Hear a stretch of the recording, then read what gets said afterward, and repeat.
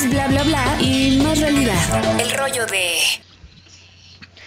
Santiago Roncañolo, qué gusto tenerte en el programa. ¿Cómo estás? Buen día. ¿Qué tal? Buenos días, gracias por la invitación.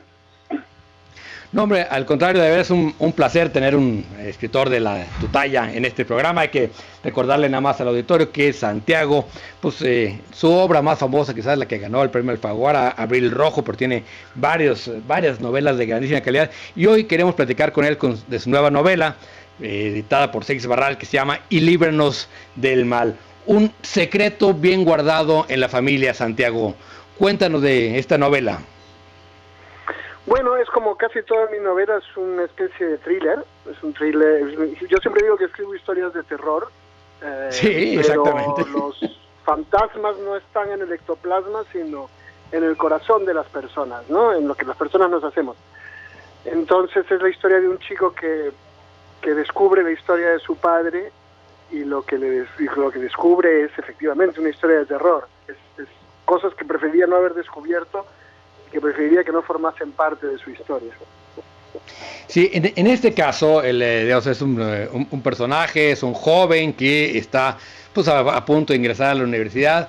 El padre tiene un trabajo que cualquiera nos sonaría extraño, que es administrador de una catedral en Brooklyn, ¿no? Y lo que pasa ahí con el personaje, en algún momento pues descubre que hay siempre un gran secreto en la familia, y este secreto se descubre porque se rompe de alguna manera el secreto. ¿Cómo manejas tú este tema para ti qué significa el secreto familiar en esta novela? Bueno, ya sabes que cuando tú ves las películas de terror son espectaculares hasta que aparece el monstruo, y cuando ya ves el monstruo son aburridísimas después. Sí. Eso es el secreto. El secreto es todo esto que sostiene el camino que hace el personaje y que sostiene al lector, porque tú vas leyendo queriendo saber qué es exactamente lo que ha pasado, cuál es el sentido de lo que él va descubriendo, y entonces te sorprendes y te horrorizas junto con Jimmy, ¿no? Todos tenemos secretos en nuestras familias y todos tenemos esos momentos en que lo descubrimos, así que yo creo que es una experiencia más intensa de lo normal, pero muy cercana a cosas que hemos vivido todos. Tus personajes son personajes exiliados y tú mismo viviste el tema del exilio. Tú en México, tus personajes están en Estados Unidos. ¿Cómo narras? O sea, ¿qué impacto tuvo para ti el hecho de haber sido exiliado para narrar y construir estos personajes? Bueno, es una buena pregunta. Yo crecí en México, llevo 2 décadas viviendo en España. Ya he pasado más tiempo fuera que dentro del Perú. Entonces, a todo el mundo le encanta discutir de política conmigo, porque me puedes mandar a mi país en todos los países. En España, si opino de la política española, me mandan a mi país. En Perú me mandan a España. Y efectivamente te vas volviendo un extranjero en todas partes, y de eso se alimenta la mirada de Jimmy, ¿no? Que vive en Nueva York y vuelve a un país que no conoce, a descubrirlo como si no supiese nada de él antes. Yo creo que esa mirada es muy interesante para un escritor, porque te permite buscar el sentido de las cosas y de las historias, sin preconceptos, sin prejuicios, ¿no? Pero para tu vida personal es un desastre, claro, nunca terminas de saber quiénes son los tuyos, quién es tu equipo. Augusto, adelante. Santiago, ¿qué tal? Buenos días, Augusto Chacón, gracias por estar con nosotros. Sin duda, historiar el siglo XX y parte del siglo XXI dentro de 100 años no va a ser sencillo. Los historiadores tendrán que discernir sobre qué tomar y qué no tomar, dado las cantidad de cosas que se escriben, que se publican, que quedan en los servidores. Sin embargo, tu libro es parte de esa historia y tiene un gran mérito junto con otras grandes obras literarias que se están escribiendo a partir de casos reales. ¿Cómo te imaginas que piense la gente del futuro en nosotros a partir de tu novela, que seguramente será un nacidero para que nos entendamos, para que nos entiendan? Bueno, yo supongo que, o quisiera que dentro de 100 años, la imagen de esta clase social que retrata la novela, que vive, es una clase muy alta, que vive como encerrada en sí misma y convertida en un nido de secretos, de misterios, Yo espero que dentro de 100 años sea algo muy del pasado. Ojalá fuese algo como completamente arqueológico, un resto ya inexistente. Porque creo que esta novela cuenta algo, creo que esta clase existe en toda América Latina, ¿no? Donde las clases más altas viven asustadas del resto, acorazadas, amuralladas, que ponen a sus hijos en colegios segregados. Y eso es un poco el caldo de cultivo de lo que va a descubrir Jimmy, del horror que va a descubrir Jimmy. Y eso ha ocurrido en toda América Latina y es mi deseo que deje de ocurrir pronto. Bueno, tenemos también a Daniel Emilio Pacheco, nuestro colaborador de literatura, que te quiere hacer una pregunta, Santiago. Adelante, Daniel. Santiago, buen día. Buen día.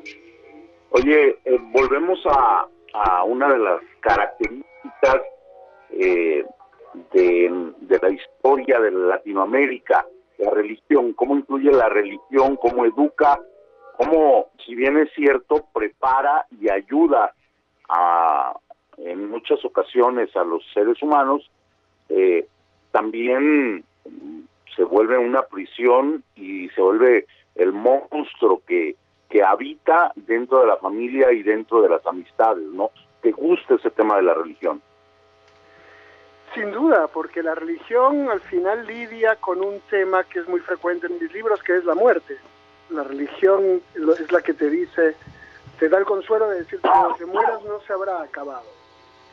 Y en ese sentido es un tema al que yo voy volviendo. Yo soy relativamente religioso. Para ser escritor, que es un gremio como ateo radical, yo creo en una trascendencia. Pero es verdad que creo menos en lo que le pasa a los personajes de esta novela, ¿no? Y que es que cuando tú crees que alguien habla en nombre de Dios, le das un poder sobre ti que ningún humano debería tener.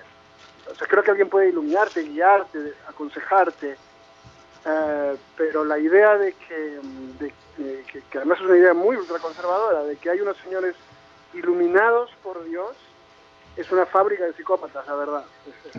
Espero que literalmente, ¿eh? Sí. Oye, pero justamente lo que decía Daniel, tú digamos, tienes esta trayectoria de vivir un catolicismo, digamos, quizás de lo que llevaban en los 70, un catolicismo comprometido. Y al mismo tiempo está esta parte de la institución católica que está muy reflejada en el libro, como este gran peso, digamos, que permite todo este tipo de abusos, que bueno, justamente hoy están de modísima porque acaban de cambiar el código penal del código canónico. ¿Cómo viviste tú esa parte? Es decir, ¿se va haciendo uno descreído con el tiempo o qué? No lo sé, yo creo que hay algo que une a todas las personas, que trasciende a todas las personas y en lo que yo creo, y se puede llamar Dios. De lo que habla la novela es de estos grupos que tienen un sentido muy militar de su existencia. De hecho, el grupo peruano en que está inspirada era un grupo que tomaba muchas cosas de la falange española. Y entonces, no estamos hablando de la Legión. No, o sea, no el peruano, pero es muy parecido a los legionarios de Acaradima. Es un tipo de caso que ha aparecido en muchos países de América Latina y sus características son muy parecidas, como acaba usted de notar, y me lo dicen muchos mexicanos. ¿No son la Legión? No exactamente. Pero las características tienen esta cosa muy parecida y sus víctimas son inculcadas con un sentimiento militar de sumisión. Eso es reconfortante porque te da una misión vital, te da un sentido, pero a la vez te obliga a obedecer órdenes de un líder, como se hace en un ejército, y a entregar tu voluntad a otra persona. Y eso es lo que le pasa a algunos personajes de este libro. Perfecto. Santiago, pues muchísimas gracias por estos minutos para Así las Cosas Jalisco. El libro, muy, muy recomendable, Santiago Rocañolo, y Líbranos del Mal, se llama el libro, está en Seix Barral de Grupo Planeta. Mucha suerte con este libro y felicidades, Santiago.